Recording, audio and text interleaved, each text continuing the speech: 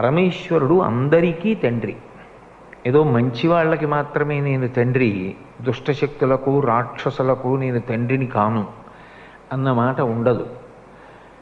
కర్మ ఫలితాన్ని ఇచ్చేటప్పుడు భయంకరమైనటువంటి విషయాలు, దుఃఖంతో కూడుకున్నటువంటి విషయాన్ని కూడా ఫలితంగా ఇచ్చేవాడు కూడా పరమేశ్వరుడే. దుఃఖపడవలసినటువంటి విషయం జీవితంలో తటస్థించినప్పుడు భయం కలుగుతుంది. కాబట్టి ఇప్పుడు భయానికి కారకుడు ఎవరు అంటే భగవంతుడే. మళ్ళీ ఆ భయాన్ని తీయగలిగిన వాడు కూడా భగవంతుడే. అందుకే విష్ణు సహస్రనామ స్తోత్రంలో భయకృత్ భయనాశన, భయం ఎందుకు పెడతాడు? అది ఆయన లక్షణం కాదు. ఒక తండ్రి పిల్లల్ని ఎందుకు భయపెడతాడు ఇలా వేలు చూపించి? వాడు బాగుపడాలని. భగవంతుడు ఎందుకు ఇలా వేలు చూపించి భయపెడతాడు?